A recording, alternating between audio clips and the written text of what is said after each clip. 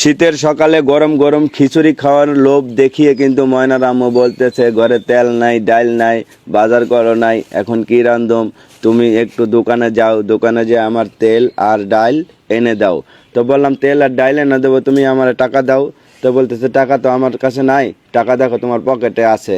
ঠিক আছে, পরে আমার আমার পকেটের টাকার খবরও কিন্তু ময়নার আম্মু জানে। এখন কি করবো, চোরের মতো টাকাটা বের করে দিলাম, বলতেছে এই টাকা দিয়েই তেল আর ডাল নিয়ে আসো। পরে চলে গেলাম দোকানের দিকে তেল আর ডাল আনতে। ময়নার আম্মু এদিকে পেঁয়াজ রসুন কাটার জন্য প্রস্তুত, আর আমার দোকানে পাঠাই দিছে। ঠিক আছে, তো ঘরের পেঁয়াজ আমাদের একটু বেশি করে নিয়ে নিছে। আমাদের পেঁয়াজ রসুন কিন্তু ঘরেই থাকে, কারণ আমাদের নিজেদের জমিতেই চাষ করি আমরা। তো পেঁয়াজ রসুন আমাদের কিনতে হয় না, এই জন্য তরকারিতে খিচুড়িতে পেঁয়াজ রসুন একটু বেশি বেশি করেই কাটা হয়।